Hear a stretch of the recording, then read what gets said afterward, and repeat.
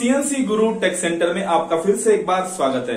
मैं जगन्नाथ आपके लाया हूं और एक information related to CNC programming in classroom session. तो हमारा सेशन जो है, इस सेशन के अंदर हम लोग सबसे बेसिक चीजें की बात करेंगे आज। और बेसिक चीजें बोले तो हमारी कोडिंग लैंग्वेज। अगर सीएनसी प्रोग्रामिंग सीखनी है हमको तो सबसे बेसिक इंफॉर्मेशन होती है कि हमको कोडिंग लैंग्वेज के बारे में पता चाहिए। और उसी के लिए बहुत ज्यादा लोग परेशान होते हैं कि कोडिंग कैसी आती है यार, हमको कोड याद नहीं रहते सर, इसलिए हम लोग परेशान हो जाते हैं। ये सब सोचने की जरूरत नहीं है। अभी सिंपल सी कोडिंग लैंग्वेज देखते हैं अपन की कैसी होती है कोडिंग, और कुछ गिने चुने कोड है। अगर वो कोड आपको याद आ गए, वो कोड आपको समझ में आ गए तो इजीली आप लोग प्रोग्राम बना सकते हैं। तो सीएनसी कोडिंग में सीएनसी जी कोड्स,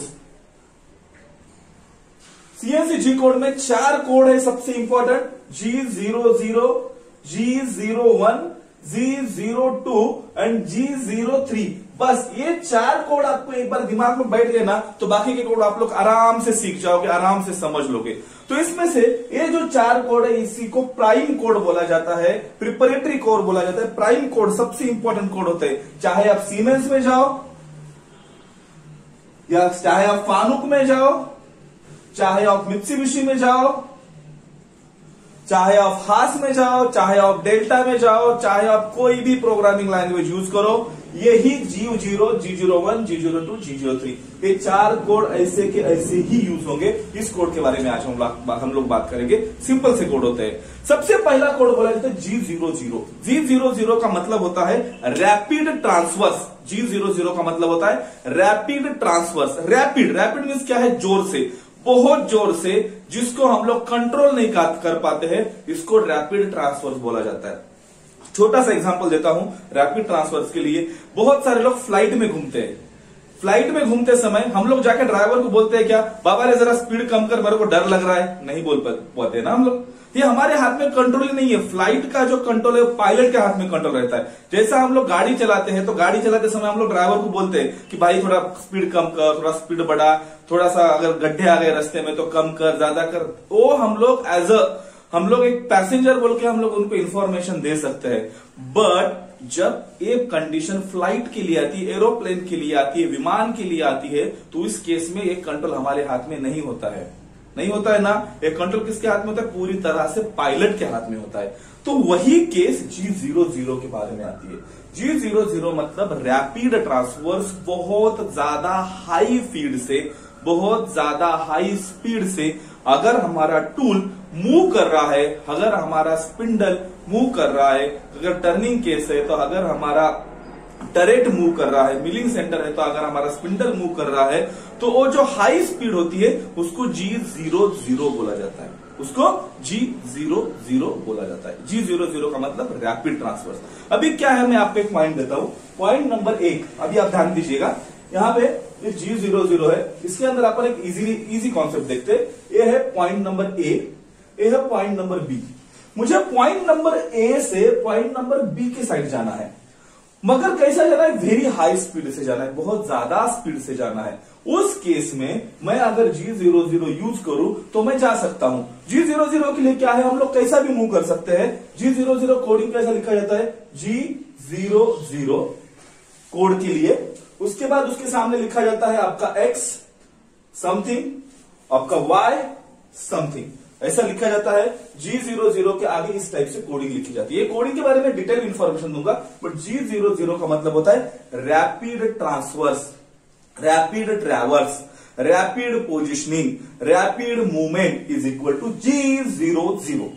रैपिड बोले तो कैसे, ये ध्यान में रखना है, विमान की गति से जाने वाली चीज, विमान की गति से जाने वाली चीज बहुत ज्यादा स्पीड होती है, बहुत ज्यादा फीड होती है। वो फीड हमारे हाथ में, हमारे कंट्रोल में नहीं होती। एज अ ऑपरेटर वो फीड हमको, जब मशीन हम लोग खरीदते हैं तो मशीन के अंदर वो मशीन मैन्युफैक्चरर वो फीड को मशीन के अंदर बाय डिफॉल्ट सेट करके देता है। Understood? This is a G00। समझ में आया? G00 rapid transverse. अभी हमारे हाथ की कंट्रोल, अभी हमारे जहां तक हमारी लेवल है वो लेवल की बात करते हैं, वो है G01। ये हमारे हाथ में कंट्रोल रहता है G01 का। G01 बोले तो क्या, जैसा कि मैंने बोला था, कार चलाने के लिए या बाइक चलाते समय हमारे हाथ में रहता है उसका स्पीड कम करना या ज्यादा करना है। वो हमारे हाथ में पूरी तरह से होता है कि कितनी स्पीड से हमें गाड़ी चलानी है। हमें टर्न आ रहा है, हम लोग थोड़ी सी स्पीड कम करते हैं। हमें टर्न नहीं आ रहा है, हमें एकदम स्मूथ रोड निकल रहा है, रोड के अंदर किधर भी ट्रैफिक नहीं है, हाई स्पीड से गाड़ी चलाते हैं। बीच के अंदर गड्ढे गड्ढे आ रहे हैं रोड के अंदर, थोड़ी स्पीड कम कर देते हैं। अगर चढ़ाव आता है तो हम लोग अलग स्पीड यूज करते हैं, उतार आता है तो अलग स्पीड यूज करते हैं। ये अलग अलग टाइप की जो हम लोग गाड़ी की स्पीड हमारे हाथ में कंट्रोल करते हैं, उसी तरह से G01 में हम लोग हमारे टूल की, हम लोग हमारे स्पिंडल की, हम लोग हमारे टरेट की पोजीशन, फीड हम लोग कंट्रोल कर पाते। That is a controlling form. हमारे हाथ में कंट्रोल रहता है, हमारे हाथ में कंट्रोल है। इसका मतलब क्या है? That is fully decided by operator, that is fully decided by programmer. इसके अंदर किसी भी टाइप का मशीन मैन्युफैक्चरर का या मशीन कंट्रोल मैन्युफैक्चरर का कोई भी हाथ नहीं होता है।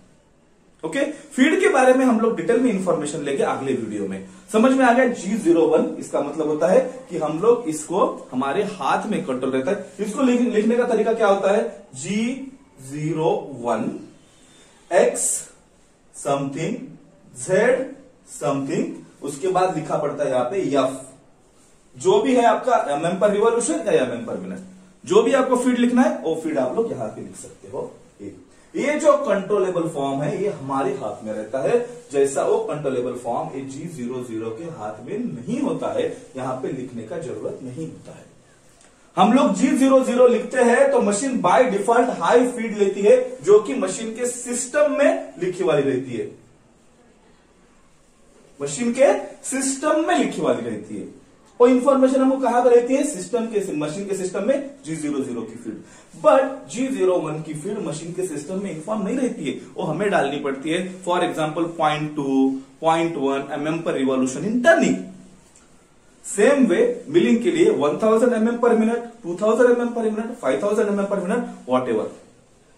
समझा? अभी तीसरा कॉन्सेप्ट है, इसका छोटा भाई है G02 और G03। छोटा भाई है, सेम कॉन्सेप्ट है, सिर्फ भाई छोटा है इसका।